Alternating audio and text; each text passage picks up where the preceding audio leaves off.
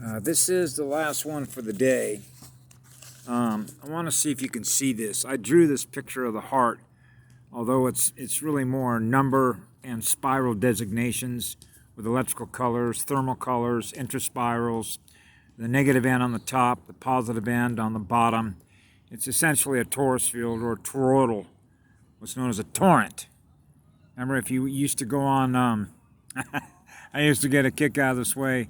You know what a torrent a torrent app is, right? You used to be able to go to what was known as the Pirates Bay, and you could download what's called a torrent. A torrent, like a movie. So you're downloading the torrent. Okay? The heart wheel of light. It's a powerful vortex. See how the numbers are 987, 6, 5, 4, 3, 2, 1 on the bottom.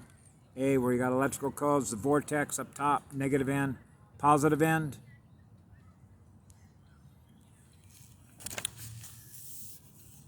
I wanted to make sure that I remember I think one of the first videos that I ever put up, I talked about qualifiers and given, because you realize that the universe, for me anyway, represents infinite data, which is infinite information. I can't hold all that information in one paragraph, one paper. So if I talk about one particular subject, there's always going to be something left out that someone might have a question for. That's how we learn. It's by asking more questions. So I try and cover all the questions so you don't have any questions left, but you're always going to have questions on how the cosmos works, because there's always something new to experience from which we can learn. Okay? That's why I never stop asking questions. There's always something or someone new to learn from. And that is what excites you, because you realize that, my God, the experiences that are possible to experience are infinite. Of course they are. That's infinite possibilities, which is infinite electrical potential. Okay? So the other thing that I wanted to mention about clocks, counterclockwise and clockwise, with the Merkaba, the spirit in the circle of light. That's why the tribes have the circle, the spoked wheel. But I thought what was important to cover here is when I talked about relationships and unconditional love. And talking about relationships, no matter whether you have a relationship with a bug, you could have a relationship with a bird, you could have a relationship with a dog, you could have a relationship with a being from some other universe. You know? It could be a completely different species. All possibilities exist in the light, don't they? So that's one of the reasons why we hold all life sacred. Wherever we find it, we're always giving it light. That way, no matter where we come across anything that we're Star Trekking to, we're always bringing the light in, which is bringing the love in, which is the powerful fire. See? It is in our heart, which is a star, like a star. We have a star. My soul is a star. It burns that hot for creation energy. I've experienced that. So I thought, okay, vortexes, leaving out data, the heart, a powerful electromagnetic light amplifier. I call it a star, the heart of the star, or the star that is in the heart, because my soul is a star. Because I know how hot it burns for creation energy. And that is absolutely true. Which is why I cry when anything living in nature, no matter how big or small, is losing energy of what it is aware of, which is itself. We provide the energy like that sun does, the girl up there. Or the galactic sun of the Milky Way galaxy. So life can do what? Thrive and reproduce itself successfully, to live in harmony with all other life within a living energy biosphere. So a lot of this is review, but it's also very simple. And why these Draco reptilians, if you will, are forbidden in what they do. In fact, creating a Draco reptilian is also forbidden. Why Patty mentioned to us it was under investigation. So I thought, well, that's simple enough. All we got to do is go back in time before they were created. She wanted to do that, and she wasn't allowed to do that because imagine how many units of consciousness, souls if you will, that have been harmed and suffered and been destroyed as a result of a single reptilian. Get the picture? So, look what they do. They're universe killers. That's why they have no problem killing off 90% of everybody that's here. So any state of consciousness that seeks to hold another state of consciousness captive by imposing its will upon another is an abuser. Pure and simple. And I experience that every day. Sometimes I even test it. A couple of tests that I do when I go into communities I've never been in before, I'll find a park bench or a place where a lot of traffic is going through, and I'll just sit there with a smile on my face because I'm in a state of love and joy, and I'll start waving to people with a smile on my face to see if any of them wave back. I did that one time on Virginia Avenue, which is the main drag going through the biggest little city of Reno, Nevada, right? And there were 10 people out of over 346 cars that I counted. 10 waved back out of 346 cars. And a lot of those cars had 3 or 4 people in them. It's a lot of folks that didn't want to wave back. That's a measurement, isn't it? That's a measurement of how much light they're running. So anyway, those that impose their wills on others as an abuser, they believe simply because they can. They do. They want us to do the work for them. That's why they set up the whole system that they did. So they reap the benefit of our energy. That's an energy slave. And most of the children, they get put into their corporate human resource schools, are being programmed in unconscious memory to learn what will become the future of their slavery to a parasitic corporate state of consciousness that is holding units of consciousness captive to lower density, lower evolution. Parasites who refuse to let us go. So what do? We got to increase the speed of our vibration, and move outside the consciousness time stream of giving psychic energy to a political, financial, educational, military indoctrination, socially electrically programmed state of existence of being held captive to lower creation. That's why this is a classroom. It is to learn how to reach escape velocity. Bye. So I wanted to move to unconditional love because the bus driver said, well, gosh, there must be gods and goddesses then. Well, think about all the energy that is in this planet. Where do you think it's coming from that we breathe in every day, which is 110 volts, 60 hertz, 220 amps of electrical service, just like that sun. Okay? Those are powerful living beings. You better believe there's gods and goddesses. There's also a source, the source from which it all comes. So when I am in a relationship, and this is just me, this is not how I tell others how to be, this is just how I am. I do not hold anybody's consciousness captive. If they want to be with me, it's because they enjoy being with the waves of the energy that I am broadcasting, which means the essence of our spirit, the essence of our soul. So if you're choosing to be with me because you love the energy that I run, you love the nature of my spirit, then chances are that your spirit and my spirit are in harmony together. So that we are seeking to have a relationship with each other because our waves are in harmony with each other.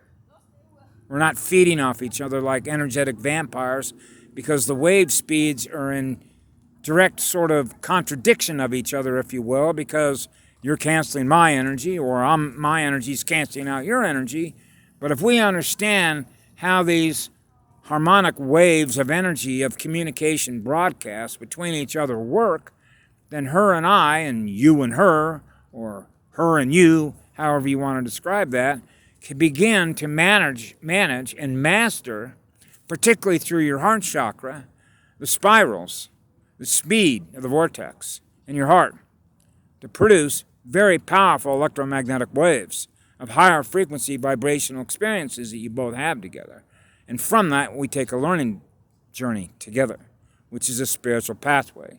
So we are learning through the light in living spirit to be more of what the light is. And that will grow our spirit body larger. like a son. So when I am in a relationship, it's based on unconditional love, which simply means that I'm broadcasting to the girl that I love. I love to be with her because I love her smile, I love her energy, the essence of her flower, okay? The fragrance of what it feels like to be with her. The smell of her essence, the fragrance, okay? Which tells me everything about how pure her spirit is. Because she knows how energy works. She knows how to maintain her purity, the purity of her spirit. And you can know that by reading her energy and the essence of her flower. What are called the essences of flowers, or flower essences, okay? So I love and embrace the essence of a girl's flower. So we are with each other to share a spiritual learning pathway together as two souls. The essence of our spirits. She is always free to go. Even though when we choose to have a relationship with each other, if we're going to do so, for example, reproduce life, this is the way that I describe it because this is the way that I've experienced it. Okay? When the eyes of me being a male who's going to pass on my seed, which is information that is my DNA, into a woman's female mitochondria, and we choose to have a child together, then the same intense passion and love that my soul has for her and her soul has for mine will be seen through the eyes in which we're locked to each other's soul. Okay? To know that we're going to reproduce life. It's going to allow for a soul to come in through the heart, which first forms in her. So that soul knows that the love, the unconditional love that she has for my soul, the unconditional love I have for her soul, is to allow for a soul to come into her womb, in which the same love that child, that newborn knows, that it came into this realm out of the most intense fire, like a sun, that each one of us have for each other, as a reflection of each other, as a reflection of unconditional love that we give to each other in a bidirectional mirror, an echo chamber of sound and light. So that when that newborn comes out of that womb, is going to be able to experience just how much fire that is that her soul and my soul have for each other, that is reinforced by what it remembered in cellular memory, what it experienced in the womb. That ends the recycling. That's the purpose of the classroom. That's why she gives you a higher frequency DNA, source-coded, light-coded frequency avatar in which we do these things for what gives us higher purpose, higher meaning for our existence. In order, if you will, to end Star Wars, end electric wars, end the recycling of harvesting of energy off of souls. So with a girl, she is always free to go. But we make intelligent choices about what we're going to do. Now, as I mentioned before, when we're in a tribe, for example, the community, the knowledge that is shared between all the members of the clan or the tribe are shared with that child. That means the speed of their learning and what they learn through us, which is what the light is, which is what love is as a First Law Nation tribe, will allow that child to thrive and learn through us how to be a lighthouse. Okay? That's why the tribes and the clans were brought in here. That's why we are First Law Nations. So we are beyond that lower realm or lower evolution consciousness because we don't hold others captive. So there has to be a higher purpose or function, the cosmic existence of mind, light, soul, spirit, body. Learning through source, the source from which living energies unfold in living light of living spirit to manifest with infinite creative imagination and intelligence that is presenting itself to ourselves in a bidirectional holographic mirror, which is really an echo chamber.